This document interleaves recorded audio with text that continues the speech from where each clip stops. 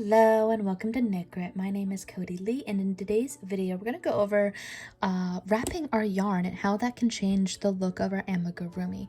So quick story time. When I first started to crochet, I learned the wrong way because I'm dyslexic. I always learned to yarn under, which is not traditional.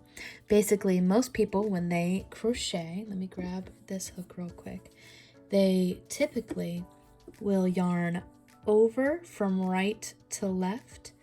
Because I'm dyslexic, I learned from left to right and just plucking. I did the same thing with my knitting, and eventually, it took me about a year or two, I'm about 12 years into my knitting experiences, basically. I learned when I was just getting out of high school, and basically I figured out that what I was doing was not technically wrong. I kind of just stayed with it because I liked how this looks generally, but there's actually a term for it. I always thought I was being super fancy. No, of course not. If you're doing something with crafting and you think that like, oh, this is a new technique, it exists. I can almost guarantee you. You just need to find the name for it. But basically, I wanted to show you 4 different ways that you can do your amigurumi for your single crocheting. Basically, when you're doing yarn over versus yarn under, a yarn over is a V stitch for your single crochet. This is traditional. So this is yarn over and this is yarn over. And you can already tell the differences here. So if you look at these, which one would you say is probably better for amigurumi? I always would say the yarn under, which is what I traditionally did. But this is what's traditional for doing your single crochets when you're working with something other than amigurumi. The downside to yarn over, so the downside to going from left to right, which is traditional, is you end up with these stitches that are big and floppy. So all 4 of these balls were done with this pattern right here, just quick little 30 increase ball, went around for 6 rounds, and then I decreased. And I went through the front loop only for all of them. So the only difference between each of these balls is how I wrapped them. These are going to be what you traditionally come through, but I wanted to show you other versions too, just because I'm a little extra like that. Sorry for the ramble. But basically, when you yarn over, you go like this into your work and yarn over from left to right, pull through, and then on the second time, you yarn over like so. With that stitch, you wind up with a ball that looks like this. And working through the front loop only minimizes your the spacing in your stitches, but even then, you can still see that there's some serious spacing in between these stitches, and you can see the stuffing on the underside. I don't know. I just don't like this for my amigurumi. This is what's traditional. This is called the V stitch, doing a yarn over and then doing a yarn over. Over here, you have the yarn under, excuse my handwriting.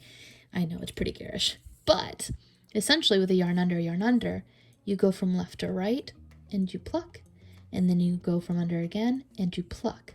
This I like for traditional amigurumi. This is what I typically always did, and I always knew that there was a difference between these two. And this is called an X stitch. What's lovely about the X stitch is if you look at these stitches, this looks more like a Y or a V, and there's no little space there, so you can really see through it, and that is what you don't want for your amigurumi. So here with the X stitch, you wind up with more fabric kind of hiding in the center, and I also find that it is a bit more tightly wound. This is what I prefer for my amigurumi. But just for giggles, I was like, well, what would happen if you yarn under, yarn over? And what would happen if you yarn over, yarn under? I know that doesn't look like a U, it's a U. So what would happen if you did that? So just for giggles, I decided to try it out. So here with this one, the yarn over and yarn under, what you would do to create a ball that looks like this, and actually I really like this. I like this a lot. It looks a bit more tight and a little bit more round, so I may actually start implementing this more, but this was just an experiment for me. Basically, to yarn under, so you go into your work, you yarn under, pull it, and then yarn over and do the opposite.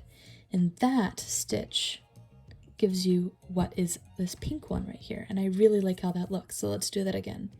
So yarn under, and then yarn over. And that flips it. It doesn't look quite as bubbly as this amigurumi. So if you're looking for a bubblier amigurumi and you like how this looks more, definitely do the yarn under, yarn under. This is the yarn under, yarn over. Traditionally, you'll see the yarn under, yarn over as the X stitch as well. So people will either do the yarn under, or they'll do the yarn under, yarn over. I hope that makes sense. I'm saying yarn a lot in this video. But this is traditionally what you'll see as the X stitch. Both of these are an X stitch and they are lovely and they work better for your amigurumi. And then just for lulz, just for the giggles of it, I decided to do a yarn over, yarn under. And this is my least favorite out of all of them. Essentially for a yarn over, you go in, you go yarn over from right to left, and then yarn under and go like that. Still, this one is probably my third ranking, so this one is probably honestly going to be my first. I think this one looks the best. And then I think this one, which is what I traditionally do. I decided to do that as an experiment, and honestly, I may start working that. This one is still going to be third. And then the last one for amigurumi I would suggest is doing yarn over, yarn over. And essentially that is what this video is all about. I wanted to kind of talk about it, really explain what this looks like when it comes to amigurumi. I decided just to make a little quick guy here, and this is a quick video just kind of talking about yarn over, yarn over. So yarn over, you go yarn over and yarn over from right to left. For a yarn over, yarn under, you go in and go yarn over, pull through, and then yarn under, like so. And you can already see the differences between all of these stitches. They just don't look right. Here's my traditional where I go yarn under and yarn under. And then this one, which I think I may start working with more depending. You can totally see the difference of sizes in all these balls. These are all the same exact pattern, just the way that you wrap your yarn can change everything. This one is yarn under and then yarn over, and those make the X stitches, and these are more towards the traditional V stitch. I've also heard them called Y stitches, so I don't know. If you know more about that down below, let me know. Basically that's it. If you want to know more introductory stuff like this, the X versus the V stitch or Y stitch, depending on where it's regional, I'm sure. But basically, if you want to see more stuff like this, let me know. I'm going to be posting this cute little spider plush tutorial coming up soon. I'm also working on an adorable little bat. He's so cute, and you can go on my Discord right now if you're interested in the draft pattern for that. I'm attempting to figure out how to phrase how I do the wings. Essentially, I'm kind of just flattening it and then going across the stitches, and I don't know how to write that. I'm essentially doing that, but closer obviously.